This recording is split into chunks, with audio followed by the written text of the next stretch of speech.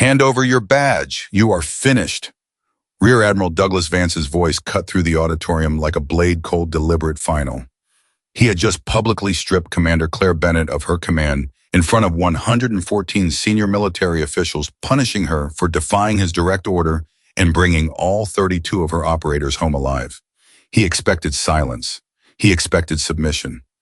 Instead, Master Chief Luke Dawson stood up, walked to the table, and placed his badge beside hers without a single word.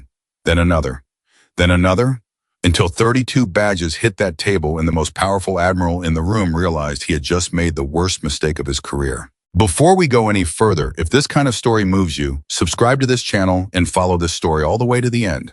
And drop a comment telling me what city you are watching from. I want to see exactly how far this story has traveled. The morning that Rear Admiral Douglas Vance decided to end Claire Bennett's career, he did it with the kind of precision that only truly dangerous men possess, the kind who have practiced the art of destruction so many times that it no longer requires anger. It only requires certainty. Well, he had scheduled a command review for 7 in the morning, not afternoon, not after people had coffee and conversation. 7 in the morning when fatigue wore on the face and the body hadn't fully remembered how to fight back. Vance understood optics better than almost anyone in the United States Navy. He had built an entire career on them. The auditorium at Naval Support Activity Hampton Roads held roughly 200 people when full. On this particular morning, it held 114 senior military officials, department heads, and reviewing officers. Every seat had been filled deliberately. Vance had made certain of that. You don't make an example of someone in an empty room. You make it in front of witnesses. You make it loudly enough that the echo travels down every hallway and into every briefing room and changes the temperature in every command conversation that follows. Claire Bennett walked in wearing her full dress uniform, her posture perfectly upright, her face unreadable.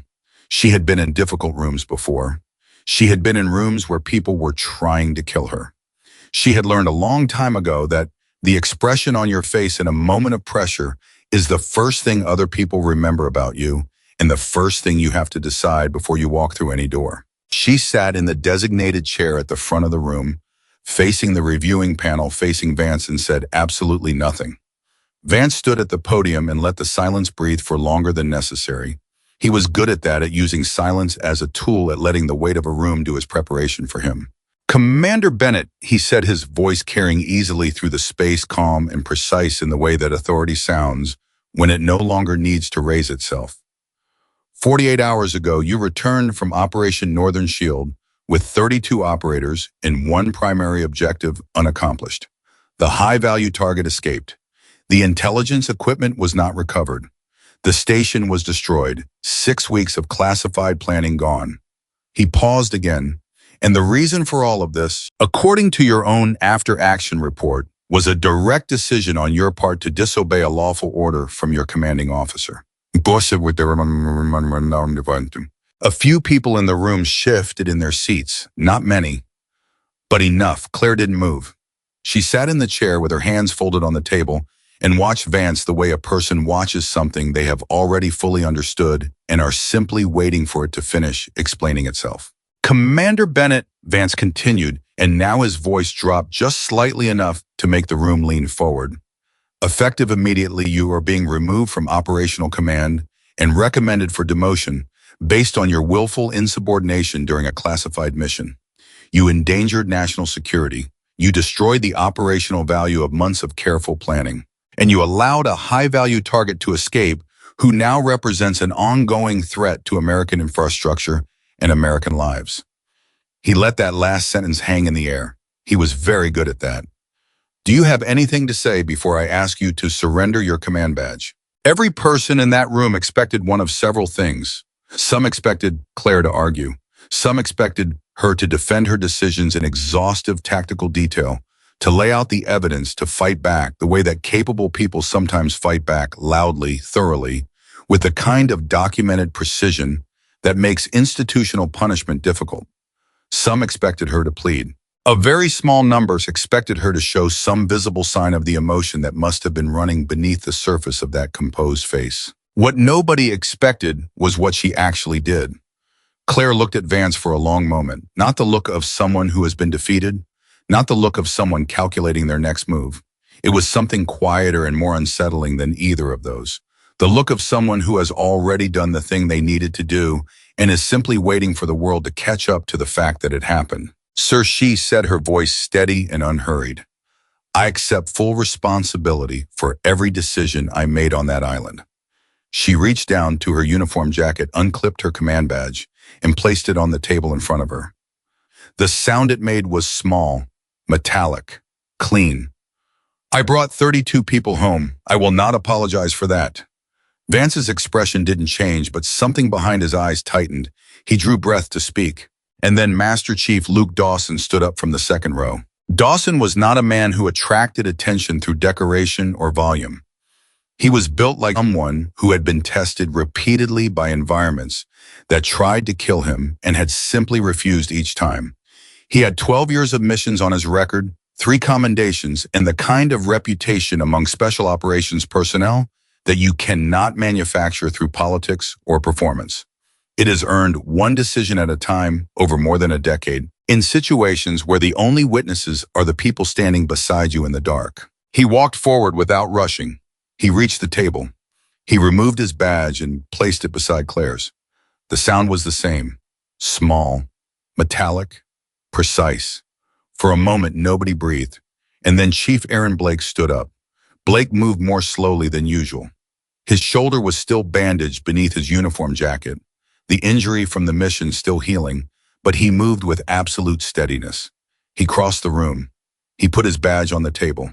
Then Ryan Cole, 26 years old, the youngest member of the unit, the one whose hands had been shaking during extraction, the one who had used an unauthorized emergency signal to guide the rescue aircraft toward them in the dark. Ryan Cole walked to the table and placed his badge beside the others without a word, and then the next, and the next. One by one in complete silence all, 32 members of Claire Bennett's Special Operations Unit walked to the front of that room and surrendered their badges. No performance, no raised voices, no speeches, not yet. Just the clean, repeated sound of metal striking the table, each one landing beside the one before it, until there were 33 badges lying in front of Rear Admiral Douglas Vance. And the room understood something in that moment that no one would fully put into words until much later. This was not a protest. It was a verdict. Dawson was the last to step back, and when he turned to face Vance directly, his expression was calm, in the way that the ocean is calm before something moves beneath it. Sir, he said, these badges represent trust. If protecting your career matters more than protecting the people wearing them, then they no longer represent us. Vance stared at him. The silence in that auditorium was the kind of silence that has weight, that you feel in your chest, that changes the air pressure in a room. This review is not concluded, Vance said, but his voice had shifted, not dramatically, not in a way that most people would have caught, just enough that the people who knew him heard it. Something had gone wrong for him, something he had not planned for. What happened next would take weeks to fully unravel the investigation. The evidence, the testimony, the records that had been buried and the records that had survived. But to understand why 32 operators placed their careers on a table beside one commander's badge. That morning you have to go back 6 weeks. You have to go back to the day that Operation Northern Shield was briefed and to the exact moment that Claire Bennett first understood that something had been deliberately hidden from her. Because that is where the real story begins. Claire Bennett grew up in Charleston, South Carolina, in a house where service was not a value that got explained to you. It was simply the water the family moved through. Her father spent 22 years in the Coast Guard, not in command positions with decorations and press photographs, but in the kind of service that happens at 3 in the morning in deteriorating weather conditions when someone's boat has gone down and the water temperature will kill you in 11 minutes. He came home from those things and ate breakfast and asked about her homework. He never talked about them as heroism. He talked about them as obligation. Her mother worked emergency nursing in a trauma unit for 19 years. She had a particular expression she used when something was bad, but manageable, a kind of tight-jawed focus that communicated that she was fully inside the problem and would not leave until it was solved. Claire understood very early in her life that this was not a performance. It was a skill. The skill of staying useful when everything around you is demanding that you become emotional or paralyzed or both. She learned it from both of them in different ways, and she carried it into every room she ever entered. She joined the Navy at 22 with a degree in civil engineering and a physical fitness record that made her recruiting officer look twice at the paperwork. She did not walk in assuming that anything would be given to her. She walked in knowing that she would have to demonstrate her value repeatedly and in conditions that were designed to be discouraging, and that this was fair, because the work required it. Her first commanding officer put it to her simply, "Bennett, in this unit, people follow you because of what you do in the moments when doing the right thing is the most expensive option available, not because of what's on your record." She thought about that sentence for 18 years. She built a reputation that confused people who expected military excellence to look a particular way. She did not lead by fear or volume. She was not the kind of commander who dominated every conversation or silenced doubt through force of personality. She listened to objections. She invited disagreement when disagreement was warranted. She told her operators the truth about risk levels, including the risks she could not fully quantify. She learned their names, their family situations, the ways that pressure affected each of them differently, not because she wanted emotional leverage over them, but because she understood that the human cost of every tactical decision was real, specific, and had a face, and that a commander who loses track of that fact has already started making worse decisions. Dawson had served under 3 different commanding officers before Claire. He was asked once during an informal review what distinguished her. He thought about it for a moment and then said, "She never once asked us to trust her. She showed us why she had already earned it." The week that Vance brought Operation Northern Shield to the table, Claire was in the middle of a debrief cycle for a previous assignment.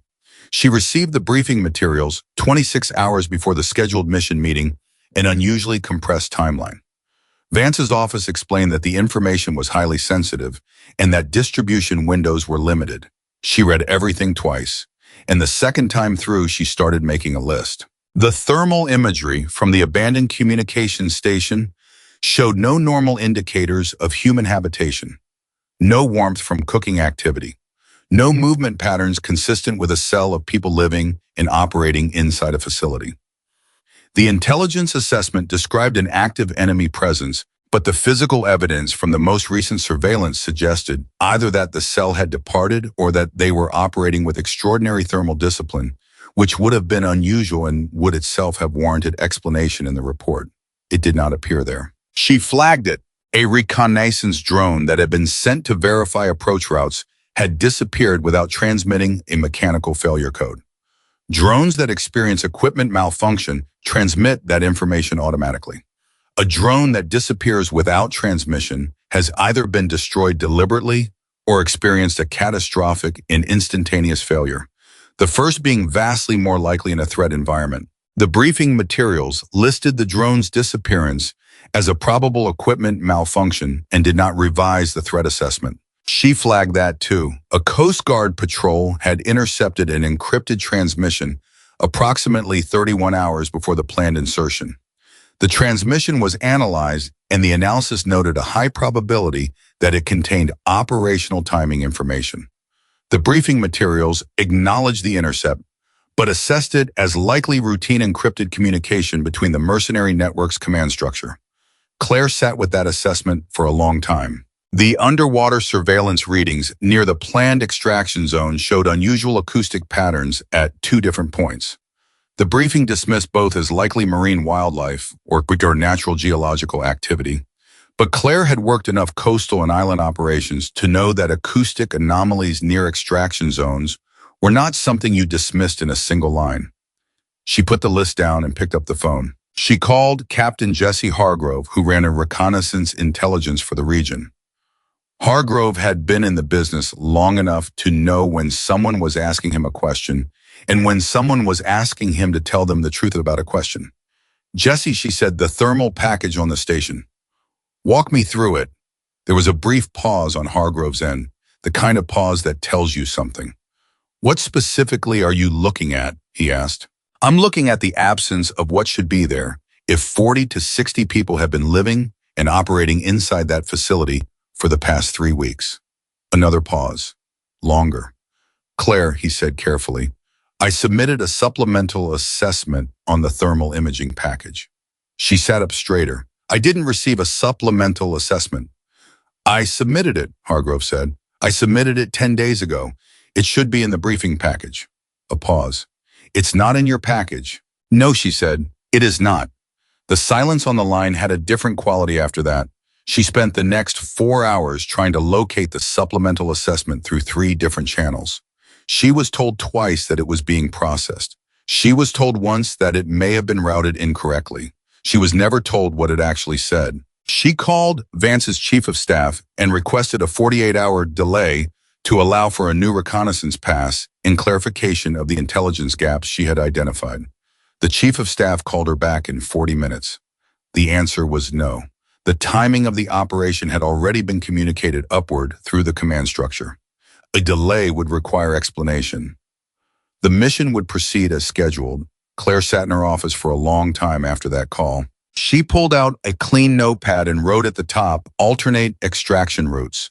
She spent the next 3 hours working through the island's topographical data, looking for secondary routes that weren't in the official operational plan routes that would require her team to carry more equipment and move through more difficult terrain, but routes that would exist independently of the primary extraction zone if the primary became unusable. She was not planning to disobey Vance. She was planning to survive him. She called the unit together the following afternoon, all 32 of them.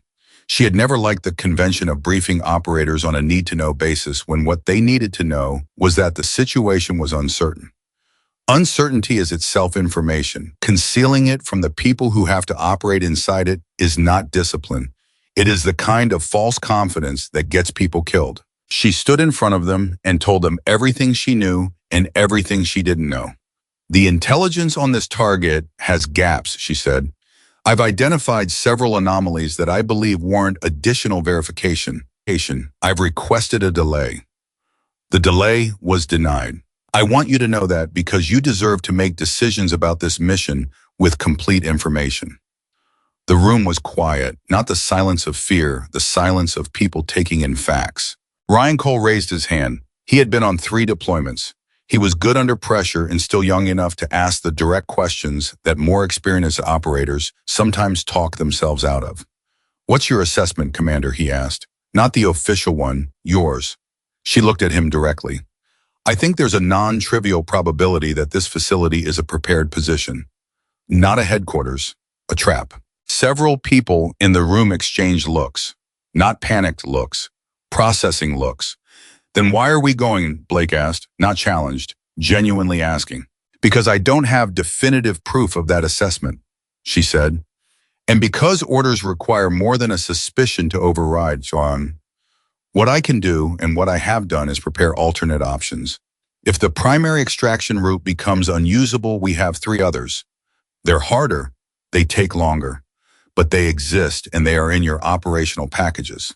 Dawson had been sitting in the back of the room during this entire exchange, watching the faces of the operators around him reading the room, the way he had read rooms for 12 years. He leaned forward.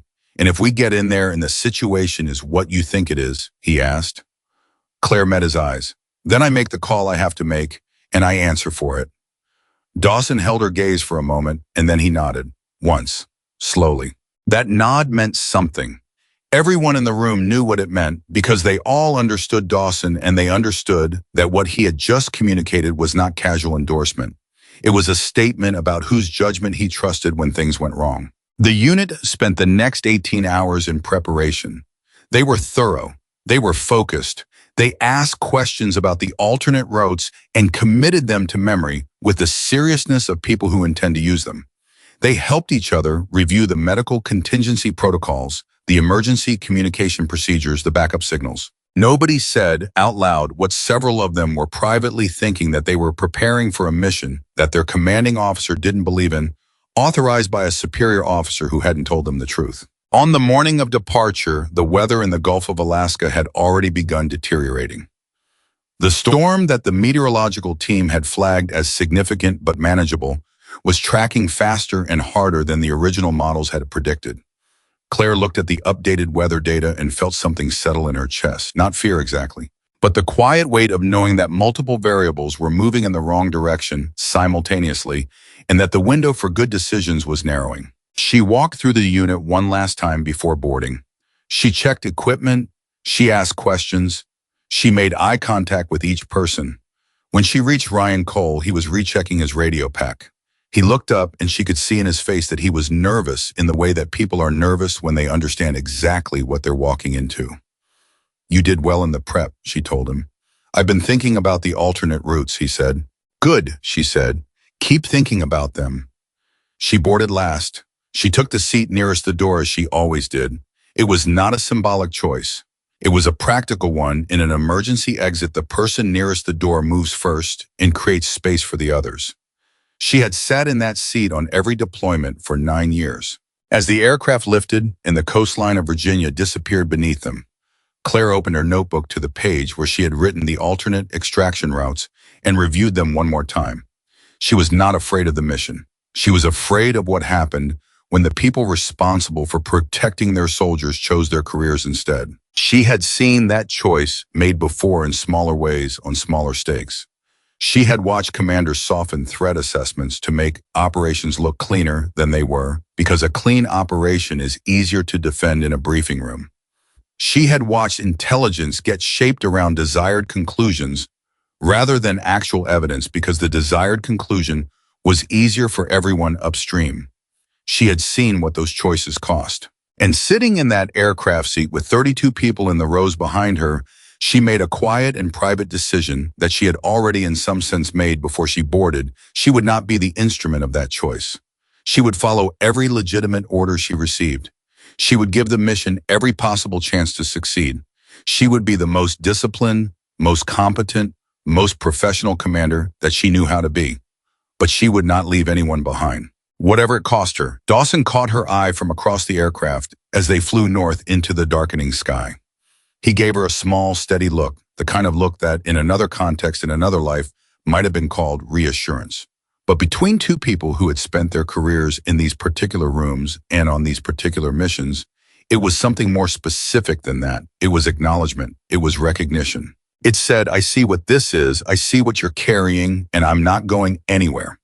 She held his gaze for a moment, then looked back down at her notebook. The storm was getting worse. The aircraft moved through it with the kind of rough, unsettling motion that makes the inexperienced grip their seats and the experienced simply adjust their weight and keep breathing. Below them, the ocean was dark and vast and indifferent. And somewhere ahead in that darkness, on an island that the official intelligence package described as a target and that Claire's instincts described as something far more dangerous. 32 people were about to walk into a situation that only one of them had fully imagined, and that only one of them had quietly, carefully, at personal and professional risk, prepared a way out of. What happened on that island over the next 11 hours would ultimately be the reason that a room full of senior military officials watched 32 operators surrender their badges in silence. But before any of that could matter, before any of the truth could surface, before any investigation could begin, before any of the buried documents could come to light, they had to get there, and they had to come back. And the only person who had made real plans for the second part was the one that Rear Admiral Douglas Vance had just publicly tried to destroy. The aircraft touched down on the forward staging base at 23:40 hours, and the cold hit them the moment the doors opened. Not the cold of discomfort, but the kind that moves through layers and reminds your body that it exists at the mercy of larger things. Claire stepped out first, the way she always did, and stood on the tarmac long enough to let the wind tell her what it knew.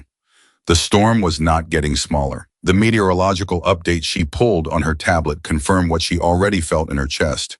Conditions were deteriorating faster than the revised models had suggested, and the landing window for the extraction aircraft had compressed from 90 minutes to somewhere closer to 40. She marked the time in her notebook. 40 minutes. She wrote nothing else. She didn't need to. Dawson appeared at her shoulder a moment later, reading the same update over her arm without asking permission. That was Dawson's way. He didn't ask for information that was relevant to him. He simply moved close enough to receive it and then processed it quietly before responding. 40 minutes, he said. Yes. That's not a window, he said. That's a crack. I know. I didn't say anything else. He didn't need to. They had both done the same mental math and arrived at the same answer. And neither of them was going to say out loud what the answer actually meant. because saying it out loud would not change it and would only spend energy that they needed for other things. The unit assembled in the staging room 40 minutes after landing. 60 square feet of fluorescent light and metal chairs, and the particular kind of quiet that comes over people who are about to move from preparation into action. Claire stood at the front and went through the final brief with the precision and economy of someone who respects the fact that every minute spent in a briefing room is a minute borrowed from something else. She covered the updated weather data. She covered the compressed extraction window. She covered the primary insertion route, and then with the same level of emphasis, not more, not less. She covered the 3 alternate extraction routes that she had personally plotted and that were not in the official operational plan. Vance had not authorized those routes. She did not mention that. Ryan Cole was seated in the 3rd row, his notebook open, writing down the waypoints for the alternate routes with the focused speed of someone who has understood that these are not backup information, they are the real information. He looked up once while she was speaking and caught her eye, and she held his gaze for a half second, just long enough to confirm what he was already thinking. Yes, memorize all of it.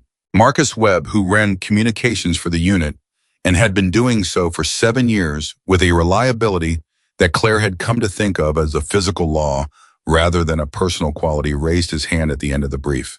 Extraction aircraft, he said in the 40-minute window. That's confirmed with the pilots. It's confirmed with the weather data, Claire said. The pilots will work within whatever window exists.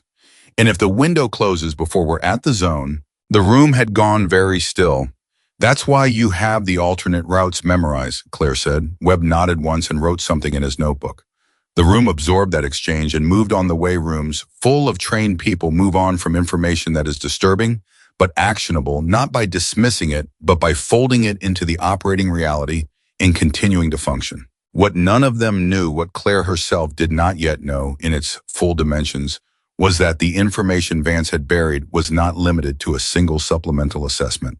It was the architecture of a cover-up that had been constructed over weeks, piece by piece, each piece small enough to seem like an administrative oversight and significant enough in combination to constitute something else entirely. Dr. Rebecca Sloan was a civilian intelligence analyst who had been attached to the Northern Shield planning team for 11 weeks.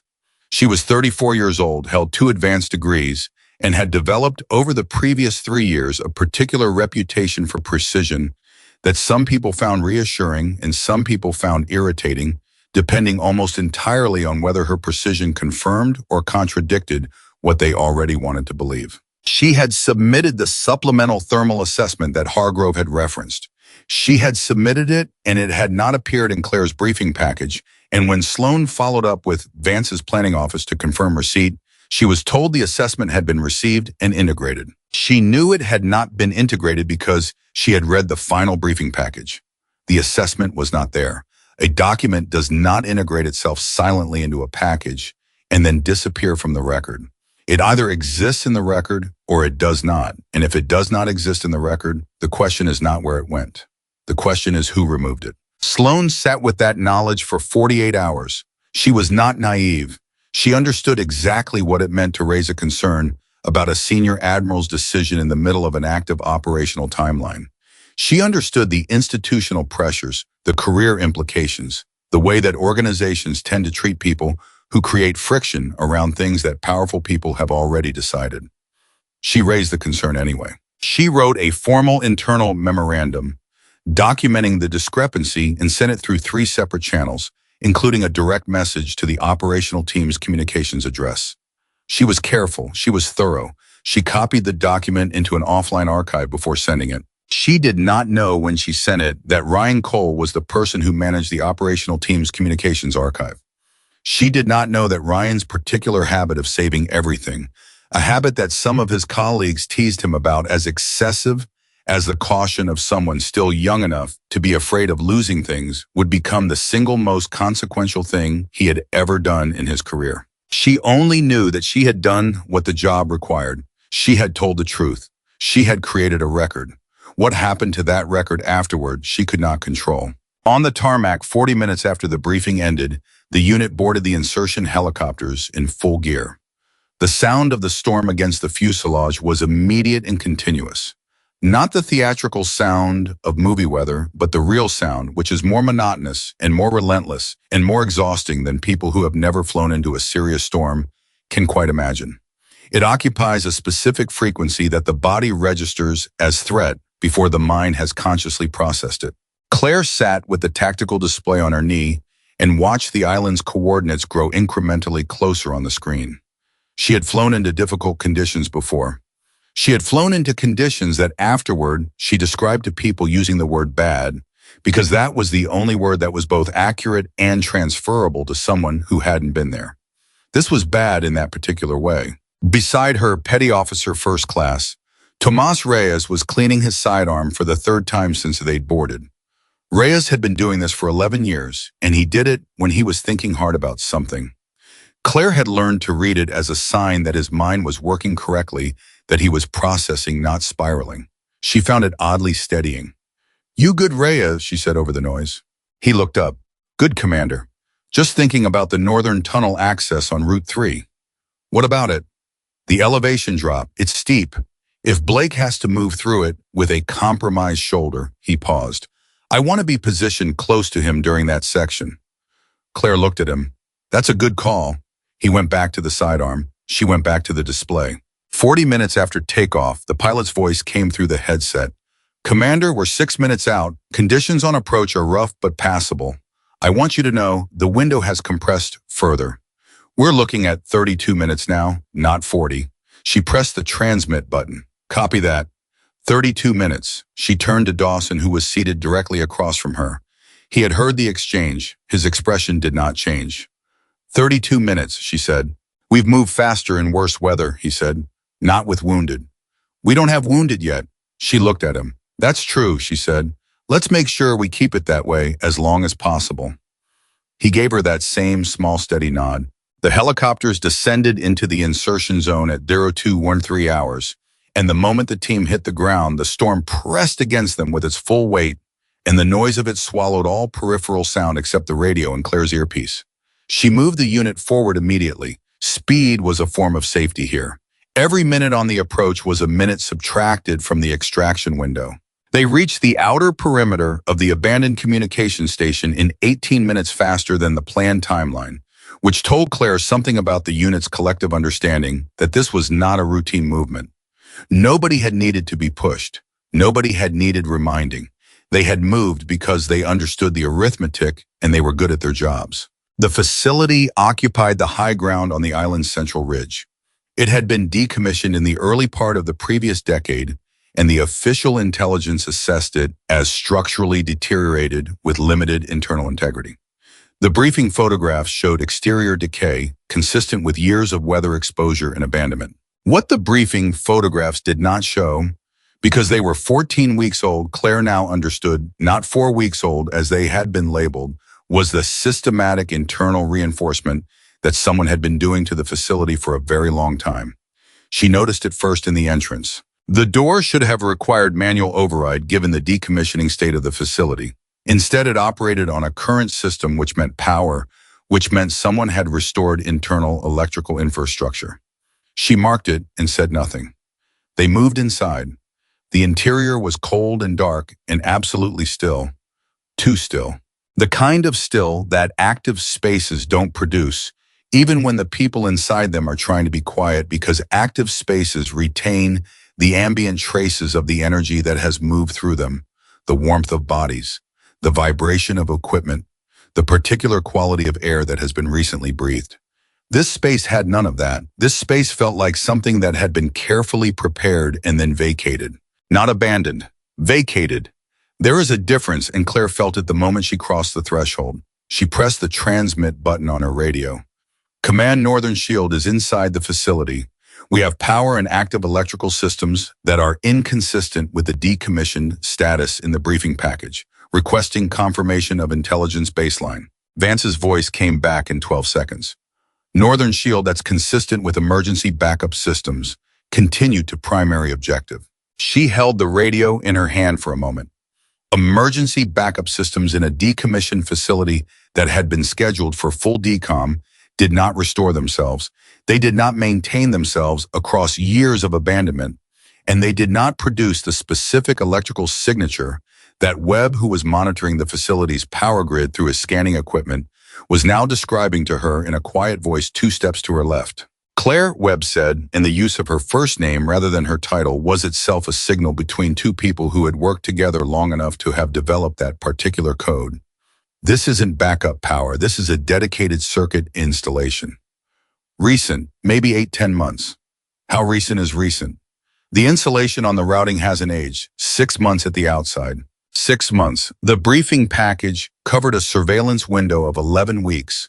Whatever was in this facility had been installed before the surveillance window opened. Someone had prepared this location before the intelligence assessment had been written. She absorbed that. She kept moving.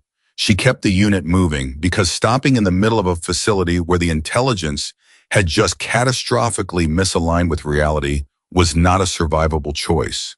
You move forward or you move out. You do not stop. They reached the secondary corridor at 02:39 hours, and that was when the entrance sealed. The sound of it was mechanical and final, the specific sound of something that was designed to seal and was doing exactly what it was built to do. Claire heard it, and her body responded before her mind had fully caught up the way trained bodies do, with a surge of complete attention that is not quite adrenaline and not quite fear, and is more like the sensation of every circuit in your nervous system closing simultaneously. Exits locked. Dawson's voice in her earpiece. Flat, informational. Copy, she said. Everyone maintain positions. Webb scan for alternate internal routes. And then the explosives detonated in the north corridor. The blast was not large enough to collapse the structure. It was calibrated, she understood, in the seconds after it happened to destroy the route rather than the people. This was not a facility designed to kill them immediately. It was a facility designed to trap them and control the space they could move through. Automated weapons, Reyes's voice. East wall 2 positions, everyone down. The unit moved the way trained units move under fire, not with the chaos of surprise, but with the coordinated practiced efficiency of people who have rehearsed this exact category of situation enough times that the body executes the response before the conscious mind has finished issuing the instruction. They moved to cover. They returned disciplined fire. They communicated in the clipped shorthand of people who have refined their emergency language down to what is absolutely necessary and nothing else. Blake went down 11 minutes after the initial engagement. Not from the automated weapons, from the fighters who emerged from the tunnel access points that did not appear anywhere in the facility's official schematics. 3 of them, then 5, then more. Moving with the practiced efficiency of people who knew this space intimately, who had trained in it, who had set it up. Blake took a round in the shoulder, protecting Ryan Cole, who had stumbled on a damaged section of flooring and gone down in an exposed position. Blake moved in front of him without hesitation, not a decision exactly, but a reflex. The reflex of a man who had spent his career positioning his body between danger and the people beside him, and who had apparently internalized this orientation so deeply that it now operated below the level of conscious choice. Ryan got Blake behind cover before Claire reached them. He had one hand pressed against Blake's shoulder, and his face had gone very white, but his hands were steady, and his voice when he reported Blake's condition over the radio was controlled. Blake is down, shoulder wound, significant bleed. He can move with support. He cannot move independently. Copy, Claire said. Dawson, Blake's status is compromised. Reyes, you're on Blake. On Blake, Reyes confirmed immediately. She moved to Blake's position. He was conscious, and his jaw was set in the specific way that people set their jaws when they are in serious pain and have decided that the pain is not going to be the most important thing about this moment. She put her hand briefly on his good shoulder. You're going home, she said. He looked at her. His eyes were clear. I know, he said. Let's go then. She pressed the transmit button. Command, Northern Shield. We have one seriously wounded primary extraction route. Is compromised facility is a prepared kill zone with installed weapon systems in fighter positions, not reflected in the intelligence package. Requesting immediate authorization to abort and execute alternate extraction. Vance's response took 14 seconds. Claire counted them. Northern Shield, your situation is not unexpected in a high-threat environment. Reinforce RAN route. Continue toward the primary communications room and secure the intelligence equipment. Leave the wounded with the medic and press forward with your operational element. She heard those words and felt something happen in her chest that was not quite rage and not quite grief. It was the specific sensation of having your worst prediction confirmed at the moment when confirmation costs the most. She had known on some level that this was possible. She had known it in the way you know things that you very much hope you're wrong about. She looked at Blake bleeding on the floor. She looked at Ryan, who was still pressing his hand against Blake's shoulder with a total focus. She looked at Reyes, who was watching her face with the expression of a man waiting to find out what kind of commander he was actually serving. She pressed the radio button. "Command, I am requesting clarification. You are ordering me to leave a seriously wounded operator in a compromised position inside a prepared enemy kill zone and continue the assault. Confirm. 4 seconds. That is confirmed, Commander. Leave the wounded with medical support and press forward. This is a direct order." The silence in that corridor was absolute. Everyone who was close enough to hear that exchange and in the confined space of the facility with the radio on an open channel, that was most of them had heard it. She could feel it in the way the air changed, in the way people who had been moving slowed almost imperceptibly and then resumed waiting. Dawson moved to her position. He was close enough that he didn't need the radio. "You heard it?" she said. "I heard it," he said. "He's telling me to leave Blake." Dawson's jaw tightened fractionally. "I heard what he said. I need you to be clear with me right now," she said, "because what I'm about to do is going to end my career, and I need to know not for my sake, for theirs." She tilted her head slightly toward the rest of the unit. "I need to know if you're with this." Dawson looked at her for a moment with the expression of a man who has already made his decision and is simply waiting for the conversation to catch up to it. "Commander," he said, "there is nobody in this unit who is going to stand here and watch you leave Blake on the floor. Not one person." He paused. "The question isn't whether we're with you. The question is which route we're taking." She held his gaze for 2 seconds. Then she turned away and pressed the radio button one final time. "Command, this is Commander Bennett. Northern Shield is aborting the primary objective. We have one seriously wounded in an intelligence environment that is materially different from the operational baseline. I am invoking Field Commander discretion under conditions of materially altered circumstances. We are executing alternate extraction route 3. I accept full command responsibility for this decision." Vance's response was immediate and sharp, and she could hear in his voice that his careful composure had finally cracked just slightly at the edges. "Bennett, you are in direct violation of a lawful order. If you abort this mission, I will see to it personally that your career ends tonight. Do you understand me?" She took the radio off her belt and handed it to Webb. "Monitor for any traffic that affects the extraction," she said. "Ignore everything else." Webb took it. His face was carefully neutral in the way of someone who has just witnessed something significant and is saving his reaction for later. She turned to the unit. "Route 3, she said. "Reyes has Blake. Ryan, you are on the emergency beacon. Dawson, you and Chen hold the rear position until we're through the maintenance tunnel." She looked at all of them, the whole unit, the faces she knew, the faces she had studied for years. "We're going home, all of us. Move." And they moved. Dawson and Chen took the rear position with the kind of calm ferocity that is not heroism in the theatrical sense, but is rather the practical application of the decision to not let anyone behind you die if you can prevent it.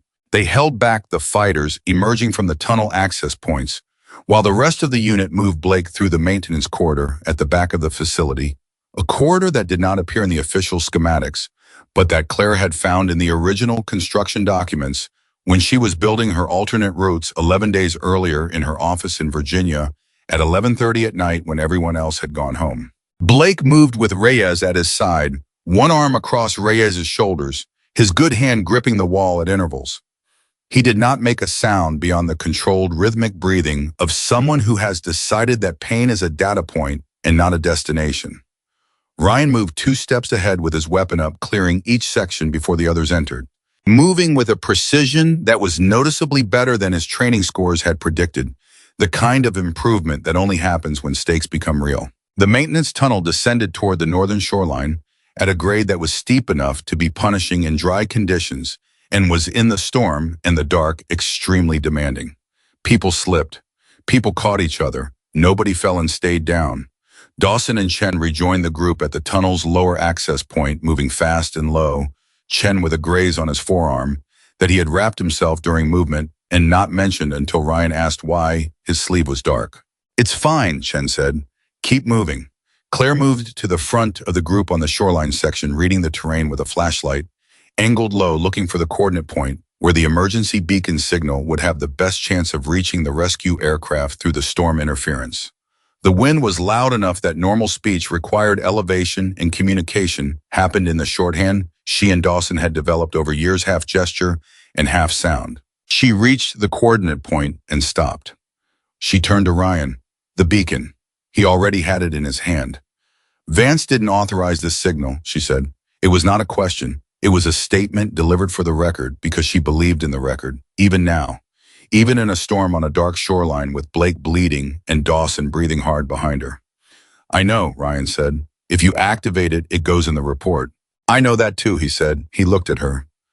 26 years old, wind burned steady. "Blake's losing blood, Commander."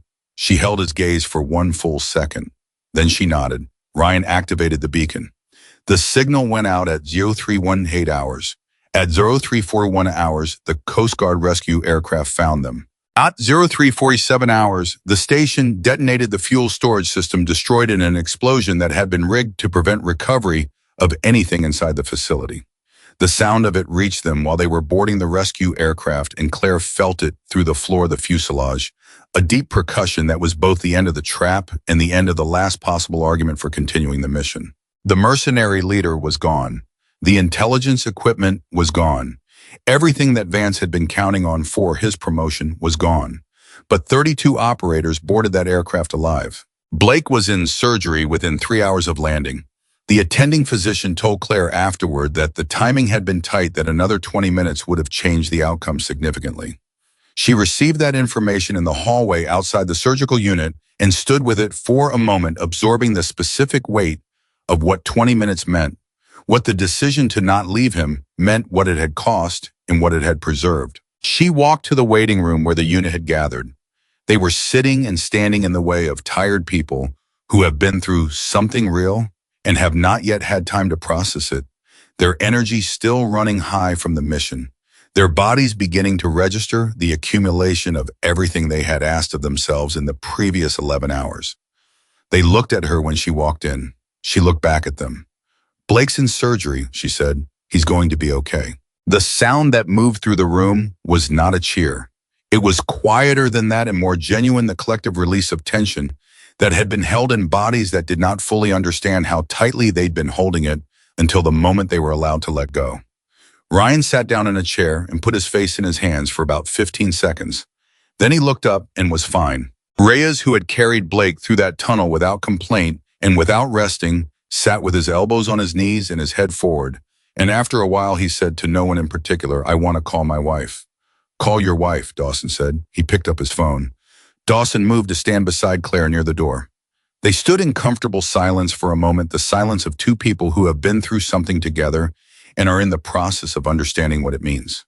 "Vance is going to come for you," Dawson said. Not a question. "Yes," she said, "before we even get back to Virginia. Probably while we're still in the air." He was quiet for a moment. Then, "You knew this was where it went when you pressed that button." "I knew it was possible." "Claire." He used her name the way he almost never did in operational context. She looked at him. "You knew it was where it went." She held his gaze. "Yes," she said, "I knew." He nodded, slowly. "All right." That was all he said. And she understood from 12 years of working beside this man that what he had just communicated in those 2 words was not casual acceptance. It was something much more deliberate, something he had decided, a door he had just walked through. She did not ask him what he meant by it. She didn't need to. On the flight back to Virginia, Vance's formal recommendation for her removal landed in the official record. She was informed of it at 0920 hours, somewhere over the continental United States, by a message on the secure communication system. She read it. She forwarded it to her own archive. She put the tablet down. Dawson was in the row behind her. He had seen the message arrive from the specific way her posture had shifted, the fractional stiffening that people who know you well enough can read from any angle. He leaned forward. How bad? Immediate removal and demotion recommendations, she said. He's recommending a formal command review. Dawson absorbed this. When? The review, he wants it in 48 hours.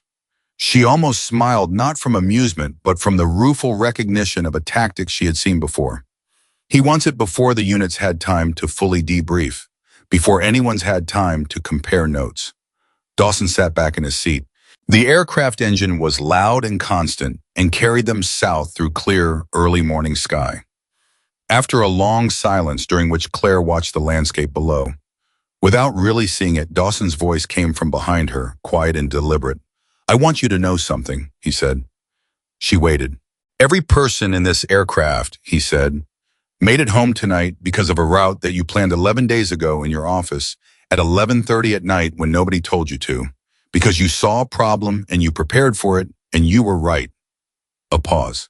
Vance can write whatever he wants in the official record. He doesn't get to write what happened. She didn't answer him, but she reached back between the seats without turning around, and he put his hand briefly against hers. Not a dramatic gesture, not a Hollywood moment, just the quiet physical acknowledgement between two people who have been through something real and are still in the process of understanding what it cost. 48 hours later, she walked into the command auditorium at Naval Support Activity Hampton Roads, Virginia, and sat down in the designated chair at the front of the room and faced Rear Admiral Douglas Vance across a table that would in a matter of minutes hold 33 badges. She did not know yet about Dr. Sloan's memorandum. She did not know yet that Ryan had the document in his offline archive. She did not know yet that the investigation that Vance was counting on to end her career was already building the foundation for ending his. All she knew in that moment was that she had brought everyone home, and that it was going to cost her everything she had built, and she had already decided that it was worth it. The command review began at exactly 0700 hours, and Rear Admiral Douglas Vance had been in the auditorium since 0630. That detail mattered, not because early arrival demonstrated diligence, but because Vance understood something that most people who had never wielded institutional power at his level did not fully appreciate. A room absorbs the energy of the person who arrives first. The chairs, the table, the positioning of the lighting, the direction, the seats face, all of it communicates something before a single word is spoken. Vance had spent 30 years learning to shape those communications.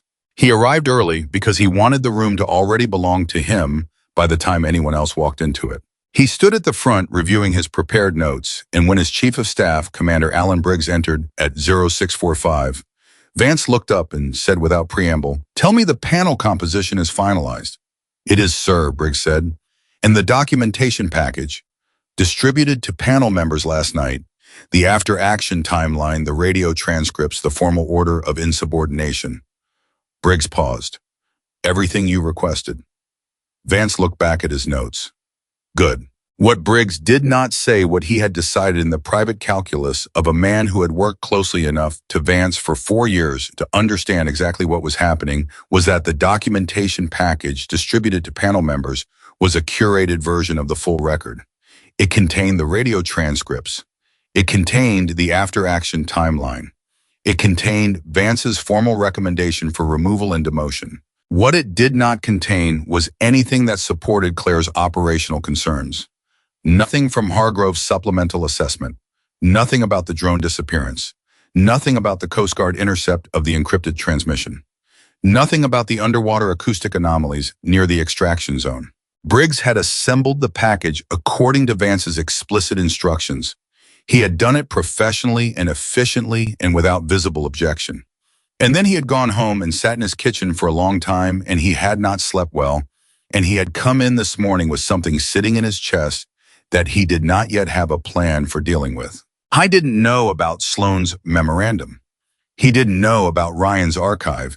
He didn't know that the thing sitting in his chest was going to find its outlet through someone else's courage before he had to decide whether he possessed enough of his own. At 0658, Claire walked in. She walked in alone, without counsel, without support, staff, without anyone beside her. She had been offered a legal advisor by the JAG office and had declined.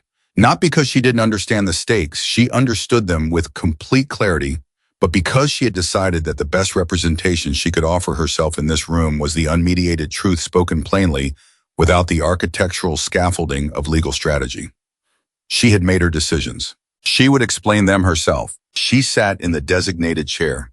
She placed her hands flat on the table in front of her. She looked at Vance and he looked back at her, and for a moment the room held that specific tension of two people who understand each other very well and are about to engage in a conflict that only one of them has fully prepared for. Vance thought he was that person. He was wrong about that, but he would not understand that for several more days. The panel was composed of 5 officers, 2 rear admirals, 1 vice admiral, 1 Marine brigadier general, and 1 senior civilian defense official. They sat in a line at the elevated table across from Claire. Their faces were composed in the professional neutrality of people who have been in enough of these rooms to understand that visible emotion in any direction is a form of contamination. Vance opened the proceedings with the precision and clarity of a man who has rehearsed his remarks enough times that they have the texture of spontaneity without actually being spontaneous. He presented the facts as he had arranged them, the mission timeline, the radio transcripts showing Claire's explicit refusal of a direct order, the official assessment that the primary objective had been achievable at the time of her decision, the escape of the high-value target, the destruction of the intelligence equipment. He was measured. He was authoritative. He built his argument with the patience of someone who understands that a well-constructed case does not need volume. It only needs sequence. When he finished, he looked at Claire and said, "Commander Bennett, do you dispute any of the documented facts I have presented?" "No," she said. The Vice Admiral, a woman named Kathleen Morris, who had the focused stillness of someone accustomed to sorting signal from noise, at high speed looked up from her notes. "Commander, you're not disputing the record." "I'm not disputing what happened," Claire said. "I'm offering context for why it happened, which is different." Morris set her pen down. "Then offer it," Claire began. She did not speak quickly. She did not perform emotion. She spoke the way her mother had worked, with the tight-jawed focus of someone fully inside a problem they intend to solve, laying out information with the precision of someone who has spent many hours organizing it into its most honest and comprehensible form. She described the thermal imaging discrepancies. She described the drone disappearance. She described the encrypted transmission intercept and the underwater acoustic anomalies. She described her request for a 48-hour delay and Vance's refusal. She described the alternate extraction route she had prepared without authorization, and she did not soften that admission. She said clearly that she had done it because she believed the official plan had gaps that could prove fatal, and that she had told her team the truth about her concerns before departure. The brigadier general, whose name was Farrell, and who had the expression of a man who had personally been in several situations where incomplete intelligence had cost lives, leaned forward slightly when she got to the drone disappearance. "You flagged the drone loss before departure," he said. "In writing," Claire said, "in my delay request to Admiral Vance's office." And the response was that it had been assessed as probable mechanical failure and did not warrant revisiting. Farrell looked at Vance. Vance held his expression. "Continue," Morris said. Claire continued. She described the insertion. She described the moment the entrance sealed. She described the explosion in the North Corridor and the automated weapons and the fighters emerging from tunnel access points that did not exist in the official intelligence package.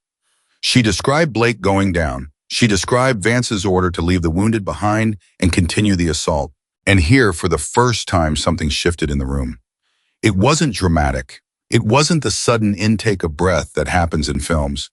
It was subtler than that, a change in the quality of attention from the panel members, a specific kind of stillness that means the people in the room have just received information that they are privately processing against something they already knew or suspected, and the processing is not going well for the person who gave the original account. Morris picked up her pen again. "Admiral Vance ordered you to leave a seriously wounded operator behind." "Yes," Claire said, "in a prepared enemy position." "A prepared kill zone," Claire said.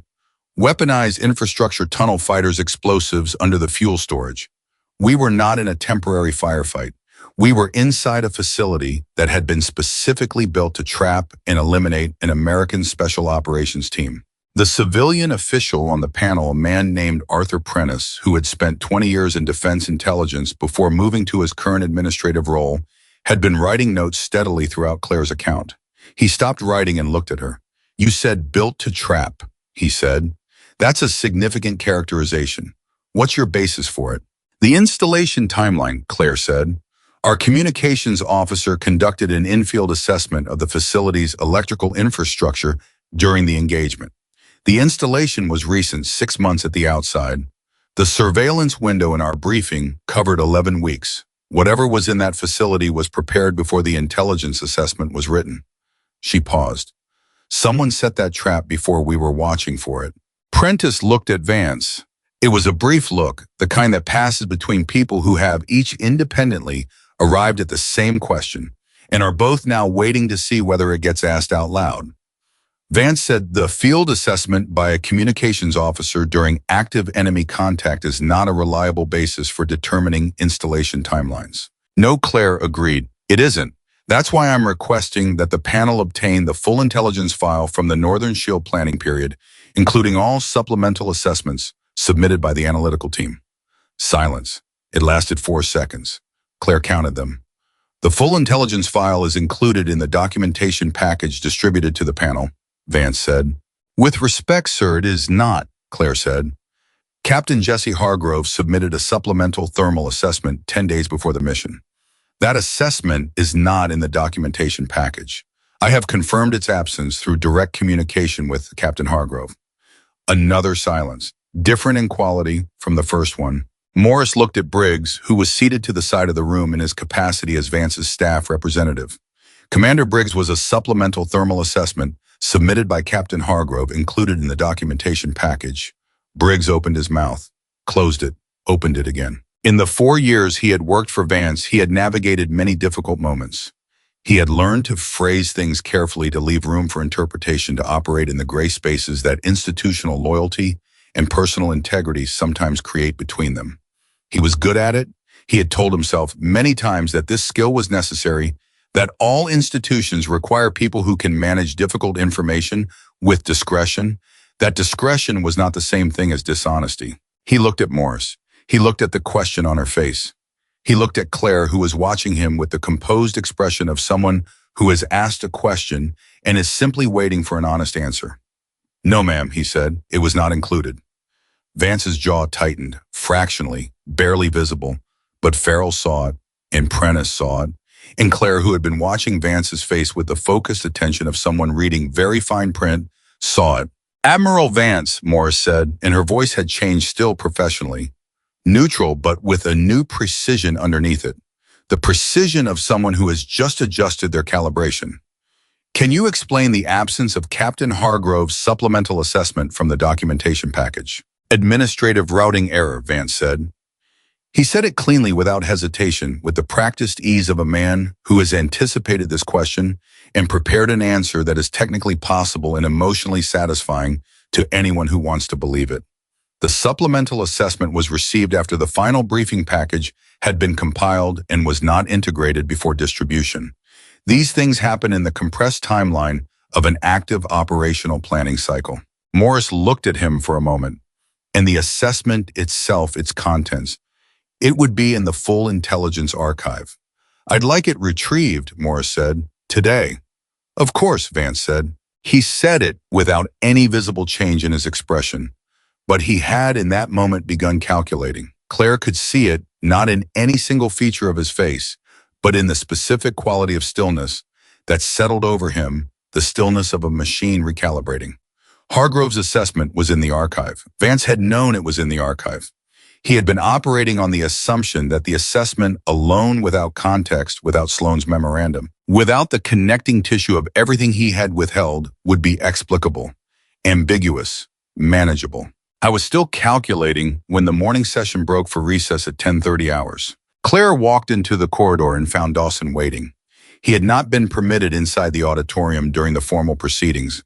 The review was a command matter, and the unit's testimony, if required, would be formally structured. But he had been in the building since 06:30, in the same hallway outside the same doors, with the patience of a man who has decided where he is going to be and intends to remain there. "How is it going?" he said.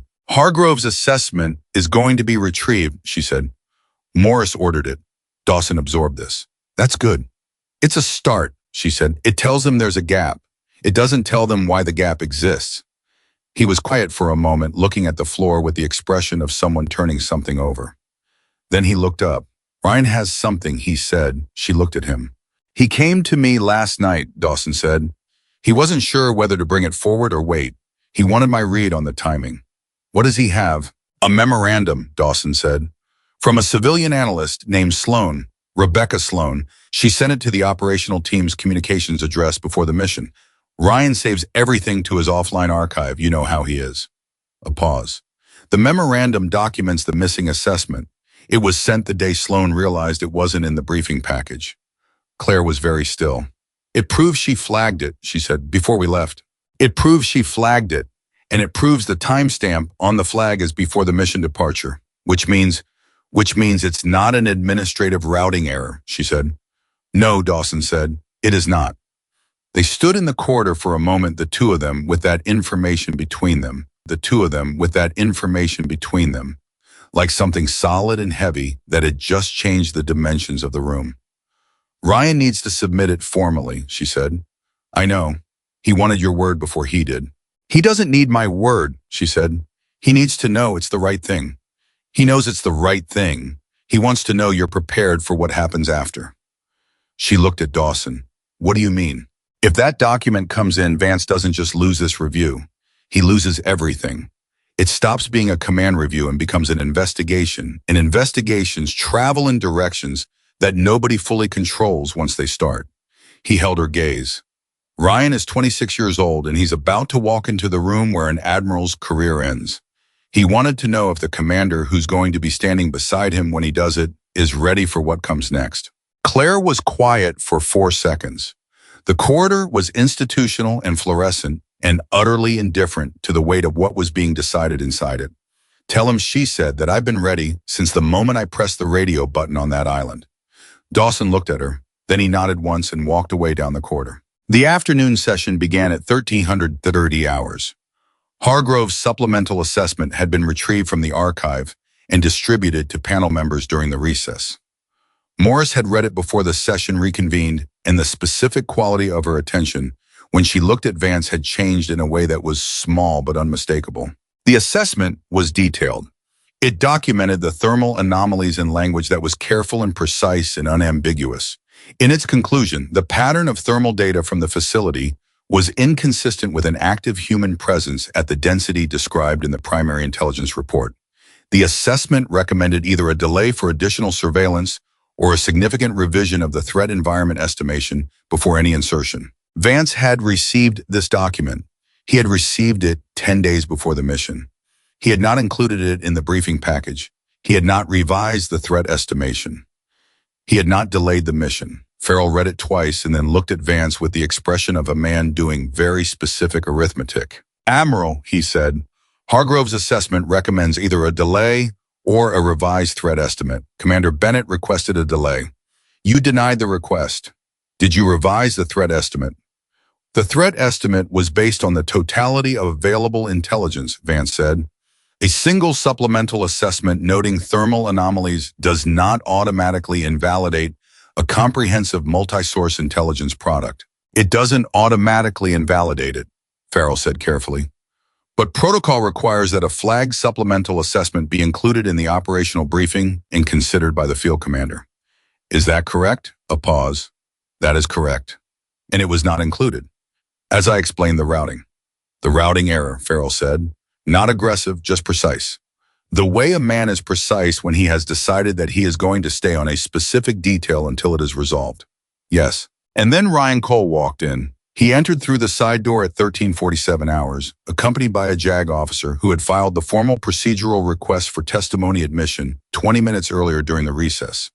He was in dress uniform. He was carrying a printed document and a USB drive.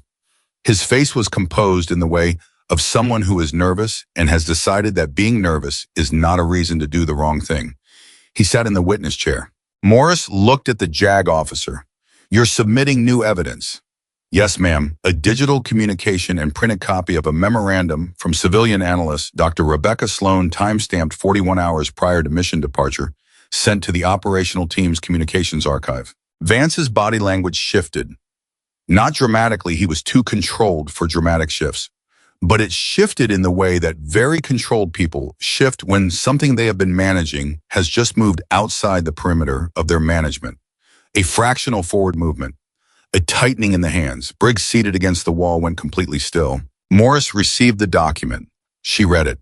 She read it in the full silence of the room with complete focus, and when she finished, she set it down and looked at Ryan Cole. "Petty Officer Cole," she said, "can you explain how this document came to be in your possession?" "Yes, ma'am," Ryan said. "It was sent to the operational team's communications address approximately 41 hours before mission departure. I manage the communications archive for the unit, and I save incoming communications as standard practice. I have the original transmission log showing receipt timestamp. And this document was not included in any briefing material you received." "No, ma'am. But it was received by the unit's communications address before departure." "Yes, ma'am, 41 hours before." Morris looked at Vance. The room was completely silent. "Admiral Vance," she said, "Dr. Sloan's memorandum documents the missing supplemental assessment and flags the discrepancy in the briefing package 41 hours before mission departure. Are you aware of this memorandum?" Vance said. "I would need to review the document." "It was sent to your planning office as a CC," Morris said, 41 hours before mission departure. The silence lasted 7 seconds. Claire counted every one of them. "I would need to review," Vance began. "Admiral," Morris's voice had not risen. It had done the opposite. It had lowered and steadied in the way that authority sounds when it no longer needs to perform itself. "I'm going to suspend these proceedings and refer this matter to the Inspector General's office for a formal preliminary inquiry. Effective immediately, the demotion recommendation against Commander Bennett is suspended pending the outcome of that inquiry." She looked at him steadily. "I am also requesting that your office make available all communications related to the Northern Shield planning process from the previous 12 weeks. All of them." Vance sat very still. "Of course," he said. His voice was the same. His posture was the same. The polish was still there, still immaculate, still professionally composed. But something behind the polish had changed something in the eyes, in the specific quality of steadiness that a man deploys when he is working very hard to project a confidence that is no longer actually present. I had built his plan on the assumption that the archive was clean, that Sloan's memorandum had gone to a communications address that would not be systematically maintained, that a young operator's habit of saving everything to an offline folder was a bureaucratic quirk that would never have operational consequence. He had been wrong about all of it. Claire did not allow herself any visible reaction. She sat in her chair with her hands flat on the table, the same way she had sat since 0700 hours, and she received the panel's decision with the same composed steadiness that she had brought to every other moment of that day. But inside, in the private space of her own awareness, something shifted. Not relief, not triumph, something more complicated and more genuine than either of those. The weight of what had been carried.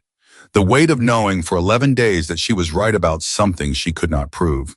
The weight of carrying 26 people's lives through a tunnel on an island in the dark because she had spent 11 nights in her office preparing a route that nobody had authorized her to prepare.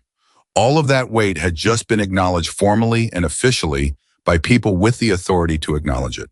It did not disappear. It did not transform into something light or comfortable. But it was named now, and naming something, Claire had learned, changes its dimensions. The proceedings adjourned at 1412 hours. Vance left the room first through the front exit with Briggs beside him and 2 other staff members following at a distance that had subtly increased from the beginning of the morning to the end of the afternoon. The distance that forms between people when they begin individually calculating what proximity costs. Ryan Cole sat in the witness chair after the room had largely cleared the document in his hands, his expression showing the particular kind of exhaustion that comes not from physical effort, but from the sustained effort of remaining steady through something that demands every quality you possess. Claire walked to him. She sat down in the chair beside his. He looked at her. "Did I do the right thing?" She looked back at him. "What do you think?" I was quiet for a moment. "I think Sloan did the right thing first, and I just made sure it wasn't buried twice." She held his gaze. "That's exactly right," she said, "and it took as much courage as anything that happened on that island." He looked down at the document in his hands. She sent it knowing it would probably get ignored, he said. She sent it anyway. Yes, Claire said. He stopped. That's a particular kind of brave. It is, she said. Remember that. The bravest thing is often the one that nobody sees you do. He nodded slowly. Then he looked up again. What happens now? Now, she said, the truth does what it does when it's finally in the right room. It travels. Outside in the corridor, Dawson was waiting. He had been there since 13:30. He would have been there until midnight if necessary.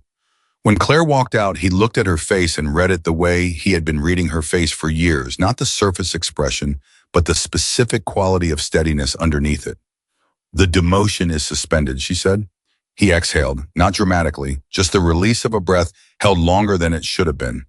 And Vance, Inspector General referral, she said. They're pulling his full communications archive. Dawson was quiet for a moment. Then, he's not going to be able to explain this one. No, she said, he isn't.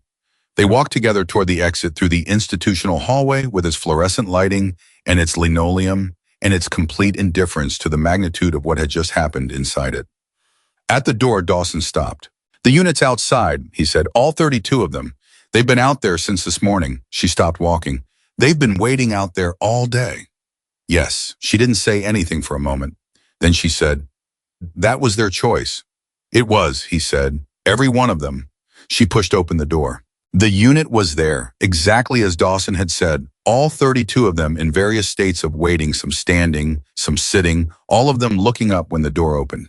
They had been outside a building for the better part of a day because the person inside it had spent 11 nights preparing a route that brought them home, and this was the only thing they had that was comparable, their presence, their time, their refusal to be somewhere else while her career was being decided.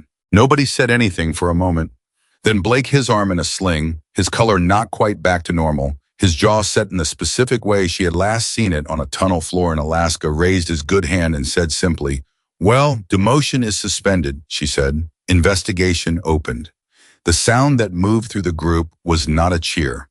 It was not a performance. It was the sound of people who have been holding something for a long time and have just been told they can put it down. Reyes sat down on those steps and rubbed his face with both hands. Webb said quietly to no one in particular, good. Ryan was the last one out the door. He stood beside Claire and looked at the group assembled in front of them, at Blake with his sling at Reyes on the steps at Dawson, standing slightly apart with the settled calm of someone who has known all along how this particular story ends. He said to Claire quietly, Sloane should know what her document did. Claire looked at him. Write to her, she said. Tell her. He nodded. Then he walked down the steps to join the rest of the unit, and Claire stood at the top for a moment and watched them, these 32 people who had placed their badges on a table at 7 in the morning and waited outside a building all day, who had carried each other through tunnels and held each other's shoulders in a waiting room and called their wives and cleaned their sidearms and made decisions in the dark that the official record would spend months trying to accurately reflect. She had not saved her career today. She did not yet know whether she would. What she knew was that the truth was in the room now, that it had arrived intact through the specific bravery of a civilian analyst who sent a memorandum she knew might be ignored, and a 26-year-old operator who saved everything to an offline folder because he was young enough to believe that records matter. And that a man who had spent 30 years learning to shape rooms had finally walked into one that he could not shape. The investigation had just begun. What it would find the full depth of what Vance had buried the 3 earlier operations where the pattern repeated the systematic sacrifice of inconvenient truth on the altar of personal ambition would take weeks to surface. But the first thread had been pulled. And in Claire Bennett's experience, once the first thread is pulled, the whole thing follows. The Inspector General's office opened its preliminary inquiry at 0800 hours the following Monday. And by noon of that same day, 3 people who had worked in Vance's planning office over the previous 18 months had each independently requested to speak with investigators. That was the first sign that the thread was pulling faster than anyone had anticipated. Major General Evelyn Grant was assigned to lead the formal inquiry on Wednesday of that same week. She arrived at Hampton Roads on Thursday morning, and the first thing she did before meeting with Vance's staff, before reviewing the documentation package, before scheduling any formal interviews, was request a private conversation with Commander Briggs. Briggs had been expecting it. He had been expecting it since the moment he said no ma'am in the command auditorium, and everything that followed had been a version of him waiting for the consequences of that two-word sentence to arrive at his door. He had spent the intervening days in a state of controlled anxiety that he managed with the same professional discipline he applied to everything else, which meant that from the outside he appeared completely normal. And from the inside he felt like a man standing in a building where he could hear the structure beginning to shift. Grant met with him in a small conference room at 0930 hours. She was 61 years old with the compact, efficient bearing of someone who had spent 4 decades moving through environments that rewarded precision and punished performance. She had a reputation in the investigative community for a quality that people described differently depending on their relationship to it. People who had told the truth in her presence called it clarity. People who had not told the truth in her presence called it relentlessness. She sat across from Briggs and looked at him for a moment without speaking, in the specific way of someone who understands that silence costs the person with something to say far more than it costs the person who is simply waiting. "Commander," she said finally, "I've read the proceedings transcript from the command review. I want to ask you about one specific moment." "Yes, ma'am." "When Vice Admiral Morris asked whether the supplemental thermal assessment was included in the documentation package, you said no, with Admiral Vance present in an open proceeding." She paused. "That was not an easy thing to do." Briggs looked at her. "It was the truth, ma'am." "I know it was," she said. "I'm asking about the difficulty of it, because a man who found it easy wouldn't have hesitated the way you did before saying it." I was quiet for a moment. "I hesitated," he said. "I won't pretend otherwise." "What was on the other side of that hesitation?" He looked at his hands briefly. 4 years of working for someone who expected a particular kind of loyalty," he said, "and the knowledge that telling the truth in that moment was going to be interpreted as a betrayal." "Was it a betrayal?" He looked up. "No," he said. "I've thought about that carefully. It was not." Grant held his gaze. "I need to know everything about the documentation package, how it was assembled, what was included, what was not included, and whether the exclusions were the result of administrative error or deliberate decision." The pause was brief but complete. "Deliberate decision," Briggs said. The room absorbed that. "Whose decision?" "Admiral Vance's," Briggs said. "He reviewed the final package personally. He identified the supplemental assessment and directed that it not be included. He described it as a preliminary document that had not been formally integrated into the intelligence product. And you knew that characterization was inaccurate. It had Hargrove's full signature and formal submission date," Briggs said. "It was not a preliminary document. It was a completed assessment." A pause. "I knew it was inaccurate." Grant wrote something in her notebook. Then she looked up. "Why didn't you object?" He sat with that question for a moment, not because he didn't have an answer, but because the answer was one he had been avoiding examining directly for longer than he wanted to admit. "Because I had been telling myself for 4 years that there was a difference between institutional discretion and active dishonesty," he said, "and I had been wrong about where that line was." Grant looked at him steadily. "I appreciate your honesty now," she said. "I want you to understand that it matters, and that it matters in ways that will be reflected in this inquiry's findings." She paused. "I also want to be clear that appreciating your honesty now does not mean there will be no professional consequences for the choices you made before this moment." "I understand that, ma'am." "Good," she said. "I'll need a full written statement by end of business today." By the time Grant finished her conversation with Briggs, the inquiry had already acquired a second significant piece of evidence that none of the principals in the room had known was coming. Dr. Rebecca Sloan had flown in that morning. She had not been formally requested by the inquiry, yet the process was still in its early stages, and the interview schedule for civilian analytical personnel had not been set. She had come on her own, carrying a complete copy of her personal communications archive from the Northern Shield planning period, which she had maintained on her personal drive as a matter of professional habit since early in her career, after a previous incident in which work she had done had been misattributed in ways she could not correct because she had not kept adequate records of the original. She sat in the waiting area outside the inquiry office with a laptop bag and a cup of coffee, in the particular composure of someone who has been waiting for the right moment to do something difficult and has decided that the right moment is now. Grant's assistant found her at 10:15 hours and brought her in at 10:40. Sloan sat across from Grant and placed her drive on the table. I have everything from the planning period, she said. Every communication I sent, every assessment I contributed to, every response I received. She paused. And every response I didn't receive.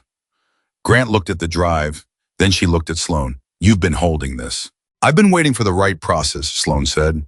I sent the memorandum through official channels. It was received. Petty Officer Cole's archive confirms that. But the response from Admiral Vance's office told me it had been integrated into the briefing package. When I confirmed it had not been integrated, I documented that discrepancy and sent it to the operational team as a direct communication. She paused. And then I waited to see if 32 people came home. Grant was quiet for a moment. They did. I know, Sloan said. I've been following the proceedings. A pause. Commander Bennett's decision saved them. My memorandum just gave her the cover she needed afterward. Your memorandum did considerably more than that, Grant said. It demonstrated premeditation. Sloan looked at her steadily. That's what I thought it might do, she said. That's why I kept the copy. The full picture of what Douglas Vance had constructed over the previous 6 months began to emerge across the following 72 hours with the particular relentlessness of truth that has been waiting in archives and personal drives and the carefully preserved records of people who understood that documentation is itself a form of integrity.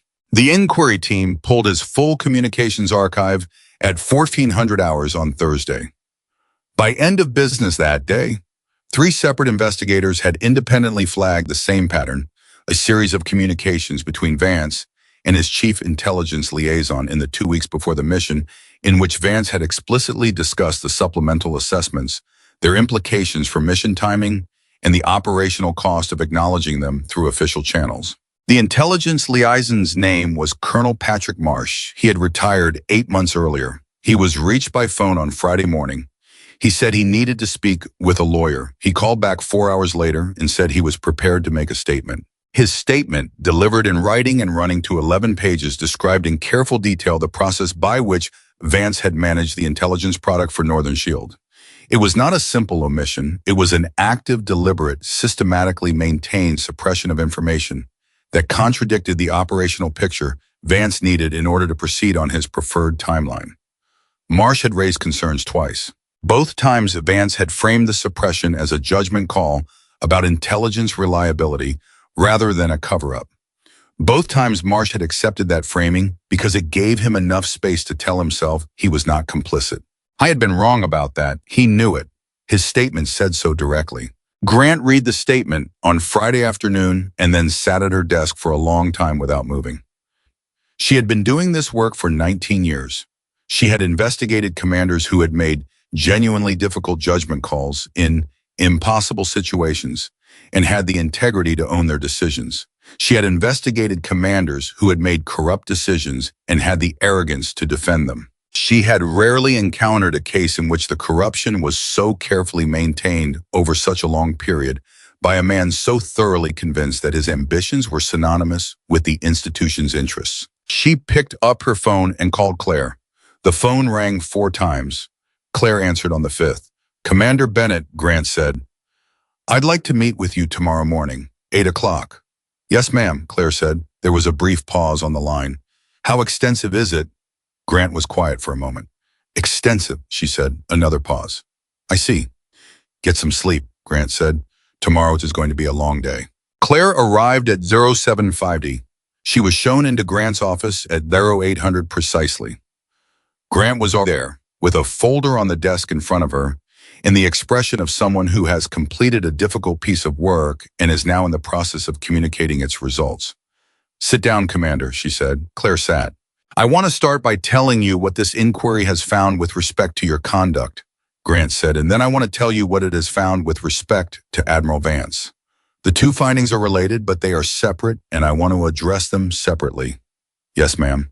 With respect to your conduct, Grant said. The inquiry finds that you refused a direct order from your commanding officer during an active operation. That is documented and undisputed.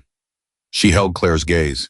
The inquiry also finds that the order you refused was issued in a materially altered operational environment, an environment that differed from the intelligence baseline in ways that were significant, documented, and known to your commanding officer prior to mission departure.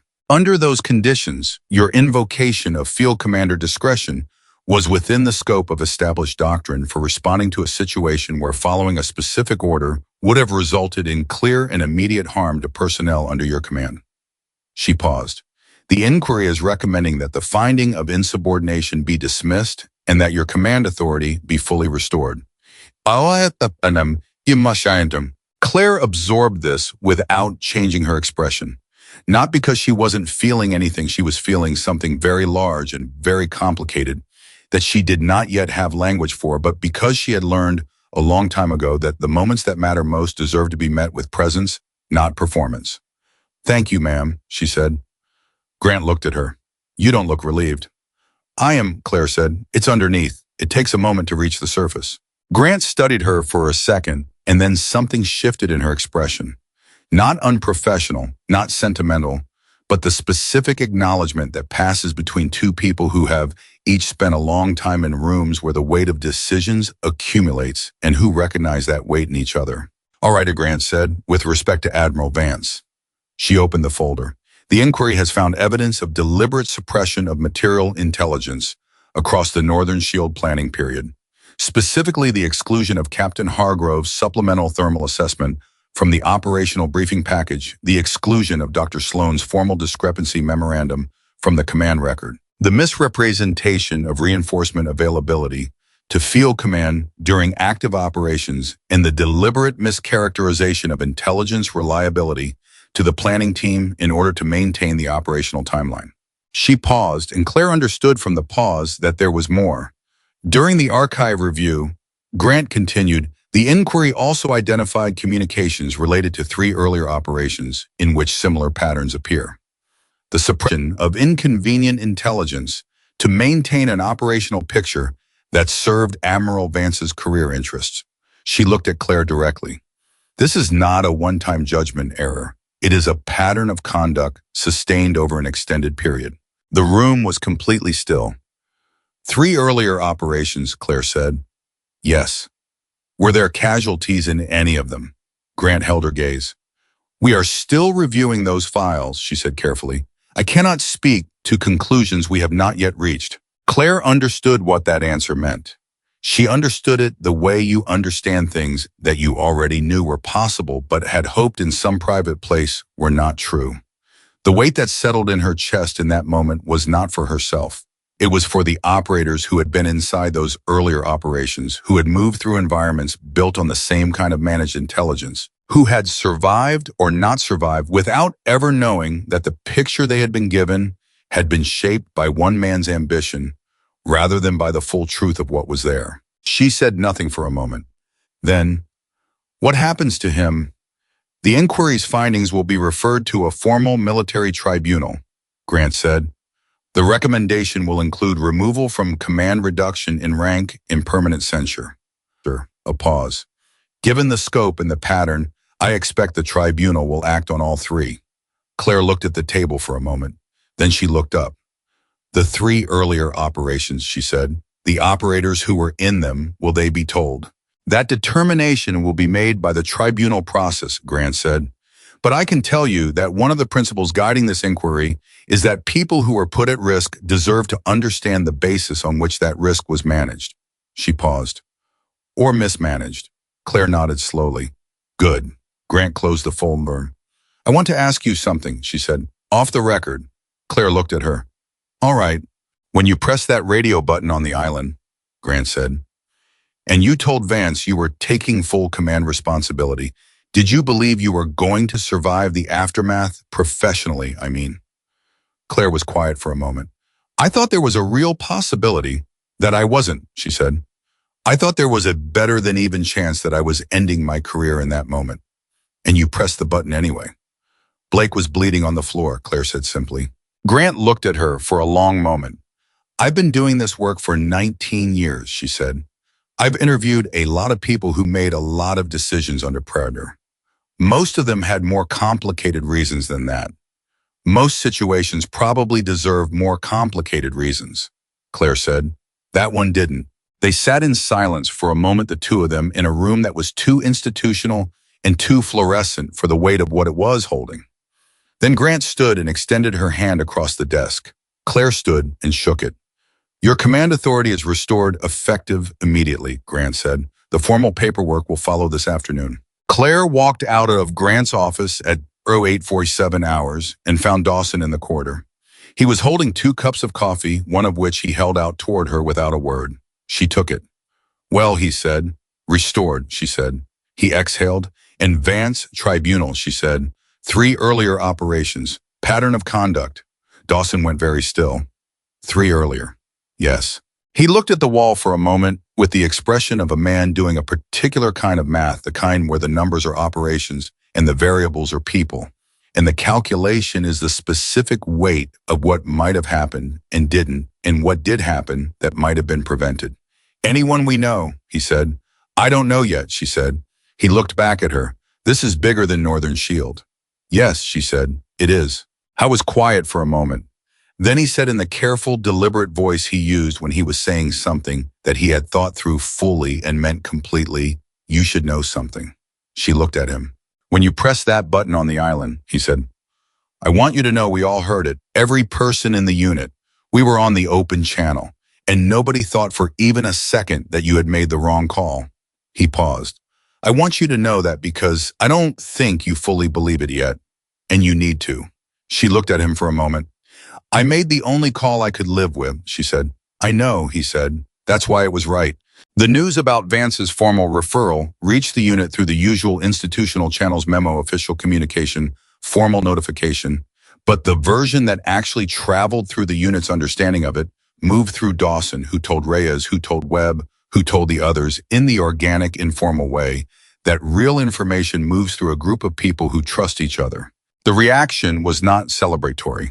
That surprised some people who heard about it afterward, the assumption being that the people who had been put at risk by Vance's decisions would feel vindicated, triumphant, perhaps even angry in a way that required external expression. But the unit's response was quieter than that and more complicated the way genuine responses usually are. There was relief. Yes, the specific relief of having the institutional record finally reflect something close to the truth.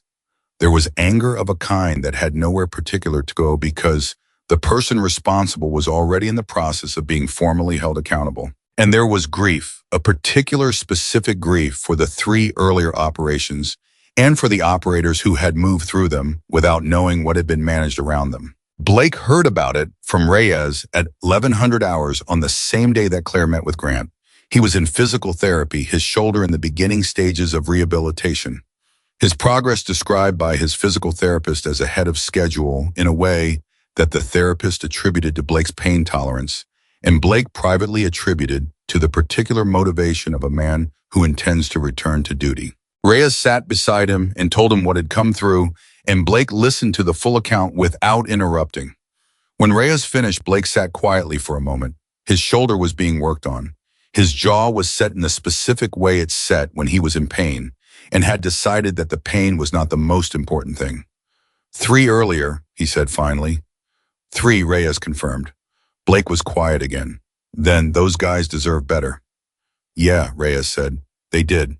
Blake looked at the window across the room. She knew, he said. Didn't she? She knew before we left that the picture wasn't right.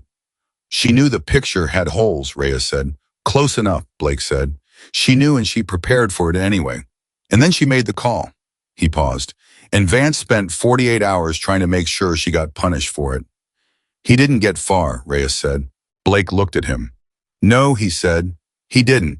Because Ryan saved a document and Sloan sent a memo and you and Chen held that corridor for 9 minutes while we moved Blake.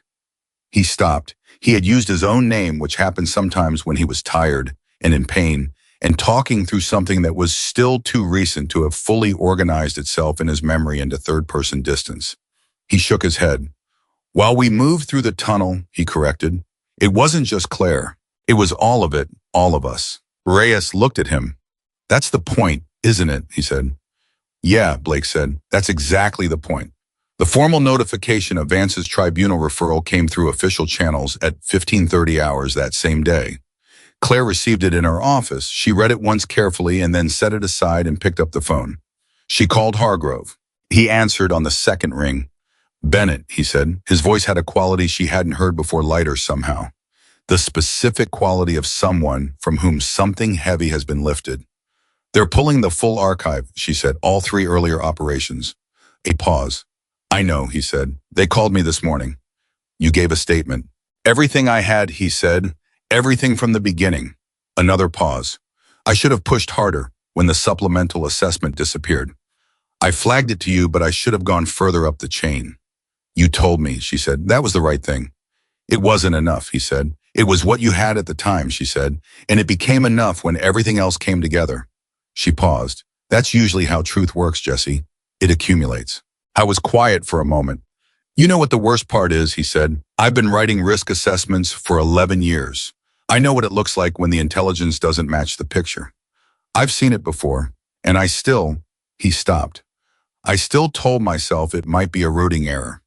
We all want it to be a routing error, she said, because the alternative is harder. Yeah, he said, it is. She let that sit for a moment. Then she said, thank you for telling me about the assessment when you did. You needed to know. Yes, she said, I did. She hung up the phone and sat in her office for a while, not doing anything in particular, just sitting with the quiet weight of the day and everything it had contained. Outside her window, she could hear the normal sounds of the base vehicle's footsteps, the ambient noise of an institution that continues its operations, regardless of the dramas unfolding inside its walls. She found that sound oddly comforting, the continuation of normal things. Her phone buzzed. A text from Dawson units asking if there's a time you want them assembled. She looked at the message for a moment. Then she typed back, not tonight, tomorrow morning, 0800. He replied with a single word, good. She set the phone down and looked at the window again. The restoration of her command authority was in the formal paperwork that had arrived at 600 hours. She had read it and signed it and filed it and felt in doing so the specific sensation of a thing returning to its correct position after a period of being wrong, not triumphant, not celebratory, just correct. The way a joint feels when it relocates. The relief of alignment. What she was thinking about in the quiet of her office at the end of that day was not Vance or the tribunal or the 3 earlier operations or any of the institutional machinery that was now moving in its slow, deliberate, ultimately irresistible way toward a conclusion. She was thinking about Blake's wife. She had met her twice, once at a unit function 18 months ago, and once in the corridor outside the surgical unit after the mission, when Blake was still in the operating room and the outcome was still uncertain. The second time Blake's wife had looked at Claire with the expression of a woman who was holding herself together through an act of will, so concentrated that it had changed the quality of the air around her, and she had said only, is he going to be okay? And Claire had said, he is going to be okay, I promise. She had said that without the luxury of certainty. She had said it because it was what a person who loves someone needs to hear when they are in the worst moment of their fear. And because it was true in the only way that Claire could make it true, by having made the decision that gave Blake the 20 minutes he needed. She was thinking about that promise, about what it had required, about the cost of the thing that had made it possible. And she was thinking that the official record would spend months accurately reflecting the tactical decisions of Operation Northern Shield, the routes, the timings, the radio transcripts, the weapons engagements. It would be thorough and precise and carefully maintained. But it would never fully reflect the specific weight of the moment on the tunnel floor when she had looked at a man bleeding on the concrete and decided in a space of silence that lasted less than 5 seconds that no mission, no order, no admiral, and no career was worth more than the life in front of her. That moment lived nowhere except in the people who had been there, and that she thought was exactly as it should be. Tomorrow she would stand in front of her unit and give their badges back. Tonight she would go home and eat dinner and call her mother, who knew nothing specific about what had happened, and would ask careful questions and listen to the answers with the focused attention of a woman who had spent 19 years in a trauma unit and understood that the most important information is usually carried in what people choose not to say. And in between those two things, she would allow herself for one night the private acknowledgement that she had done the right thing, that she had known on a tunnel floor in Alaska what mattered most, and that knowing it and acting on it had cost her everything she thought she had and had returned to her something that turned out to be more durable. Not a career, not a badge, not a title. the unambiguous knowledge of who she was when it counted most. She called her mother that night at 2100 hours, sitting at her kitchen table with a cup of tea that had gone cold while she was staring at nothing in particular and thinking about Blake's wife and Sloane's memorandum and the specific sound of 33 badges striking a table in a silent auditorium at 7 in the morning. Her mother answered on the third ring. Claire, not a question. Her mother had a particular way of saying her name that communicated in a single word that she was fully present and fully paying attention, and that whatever came next would be received without judgment and without interruption. "Hi, Mom," she said. A pause on the line, the pause of a woman who has spent 19 years in a trauma unit and has learned to read the quality of a voice, the way other people read text, listening for what is underneath the surface and not just what is on it. "You sound tired," she said. "I am tired," Claire said, "but I'm okay." "Those are different things," her mother said. "Yes," Claire said, "they are." She didn't tell her mother the details. She told her the shape of it, the decision, the cost, the outcome. She told her that she had done the right thing and that it had required risking everything she had built, and that in the end, the everything she had built had been returned to her mostly intact with the addition of a clarity about herself that she had not possessed before. Her mother listened to all of it without interrupting. When Claire finished, there was a silence on the line, not uncomfortable, not empty, but the specific silence of someone absorbing something carefully before responding. "You know what your father used to say," her mother said finally, "about the calls that mattered." "Tell me," Claire said, even though she knew. "He said the ones that matter are never the ones you've rehearsed. They're the ones you make with your whole self in the dark when no one authorized you to be right." A pause. "He made a few of those. He never once regretted them." Claire sat with that for a moment. The tea was cold. The kitchen was quiet. Outside, the bass continued its normal rhythms, indifferent and eternal. "I don't regret it either," she said. "I know," her mother said. "I could hear that before you said it." She went to bed at 22:30. She slept without difficulty, which surprised her. She had expected the accumulated tension of the previous weeks to express itself in sleeplessness, in the particular insomnia of unresolved things. But the things were resolved or resolving, and her body understood that even when her mind was still sorting through the details. She slept 8 hours and woke up 10 minutes before her alarm. She arrived at the unit assembly room at 0755. The badges were in a box on the table in front of her, 32 of them returned by the administrative office. The previous afternoon still carrying the particular weight of objects that have been through something and come out the other side changed in ways that don't show on the surface. The unit arrived in ones and twos, filling the room with the low specific energy of people who are expecting something significant and are choosing to meet it with the same steadiness they bring to everything else. By 0800, all 32 were present. Claire stood at the front. She looked at the room. She looked at Blake's arm, still in its sling, sitting in the front row, with the alert forward posture of a man who has decided that recovery is a mission like any other and intends to complete it on schedule. She looked at Reyes beside him. She looked at Webb, who had the notebook, always the notebook. She looked at Ryan, who was in the third row, in the same seat he occupied at every briefing, not because anyone assigned it to him, but because it was where he had sat the first time and he had never changed it, the way young people sometimes keep the habits of their early days in a place because those habits feel like anchors. She looked at Dawson standing at the back of the room with his arms crossed and his expression carrying that particular quality of settled calm. That was, she understood, now one of the most valuable things she had ever been given access to. "I'm not going to make a speech," she said. Several people in the room exhaled slightly, which in this unit was the equivalent of laughter. "I'm going to give each of you your badge back, personally," she said. "That's all." She started at the left side of the front row and moved through the room one by one, and the act of it was simpler and more significant than anything she could have done with words. She placed each badge in each person's hand and held their gaze for a moment, just long enough for the specific acknowledgement to pass between them and then moved to the next. When she reached Blake, she stopped. He looked up at her from his chair with the clear, direct eyes of a man who has been to the edge of something and come back and is not yet sure how to carry what he knows about the distance. She placed his badge in his good hand and held it there for a moment longer than she had held the others. "Thank you," she said. He looked at her. His jaw worked briefly. "Commander," he said, "I'm the one who—" He stopped. Tried again. "You don't need to thank me." "I know I don't need to," she said. "I want to." He closed his hand around the badge and looked at it for a moment.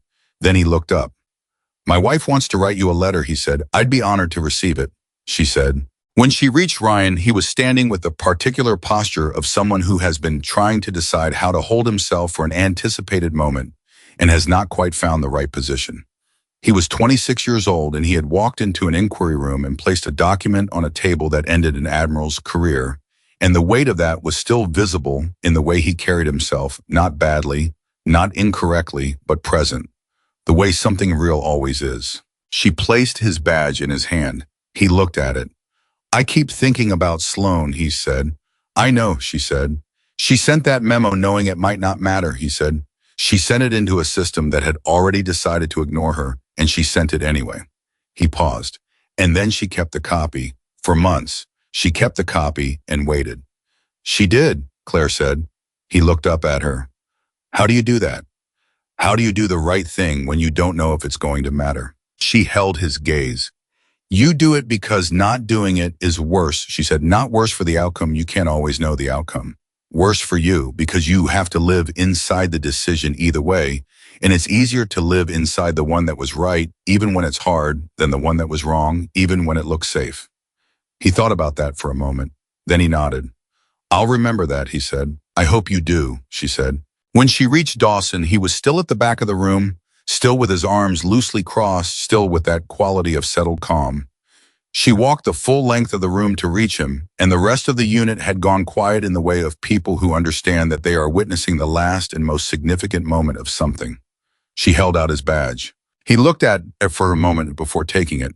Then he uncrossed his arms and took it from her hand and held it in his palm and looked at it the way he had looked at it on the morning he placed it beside hers on the auditorium table, with the full attention of someone who understands exactly what an object represents when it has been through something.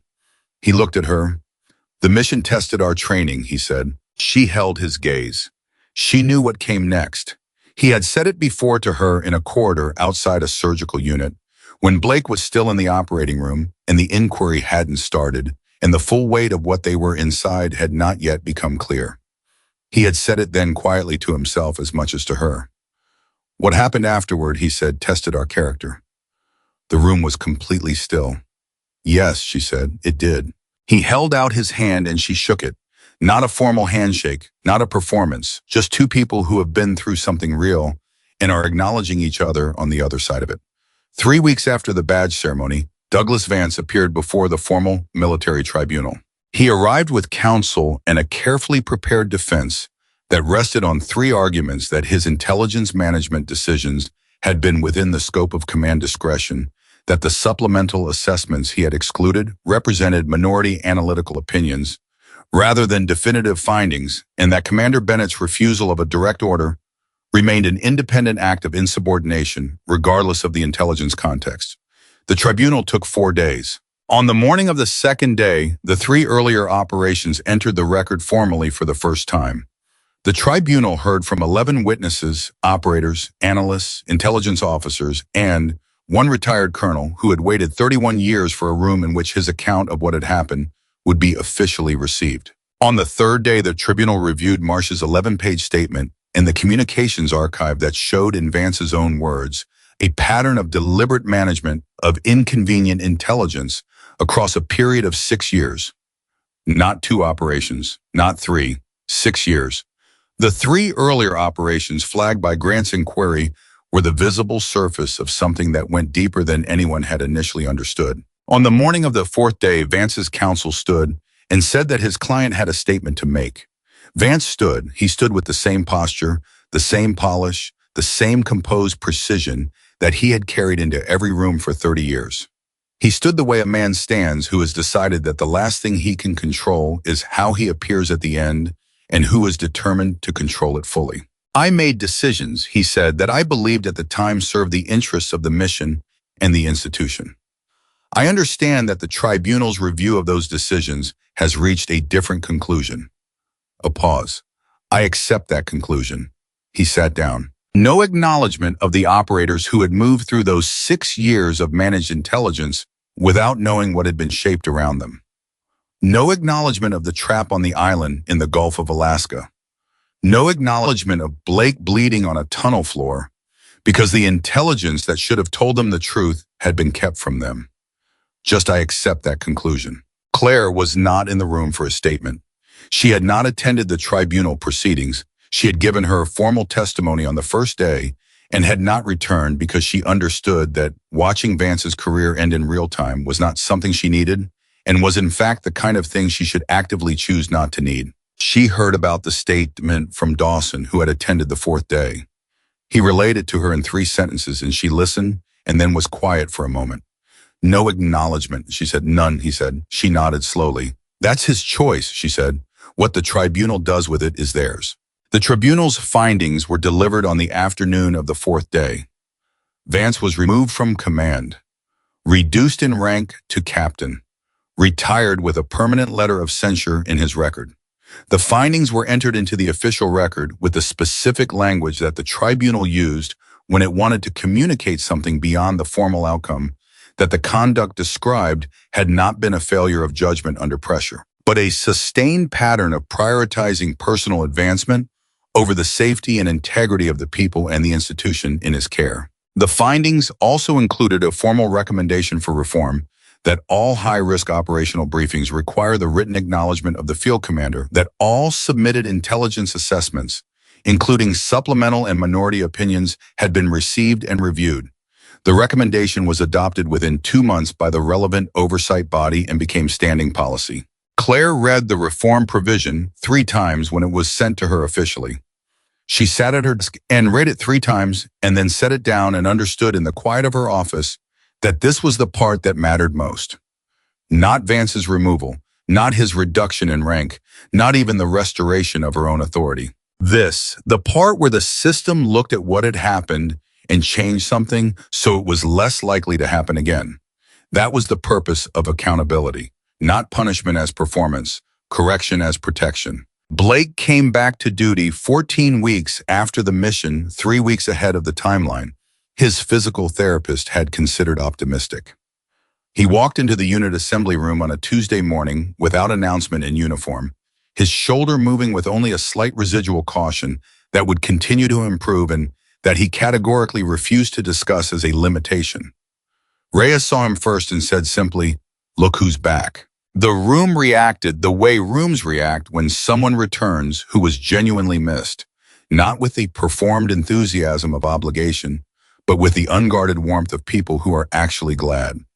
Blake shook hands and accepted backslaps with the particular grace of a man who is comfortable with belonging. When he reached Claire, she extended her hand. He shook it. Then in a move that was entirely uncharacteristic of both of them, and that the rest of the unit would remember for a long time, he pulled her into a brief, firm embrace, the embrace of someone who has understood fully and permanently the specific value of the person in front of him. She returned it. They stepped apart. No words. None necessary. 1 month later, his wife's letter arrived. It was handwritten on plain paper in careful, unhurried script, 3 pages long, and Claire read it at her desk with the door closed. It described the hours in the corridor outside the surgical unit.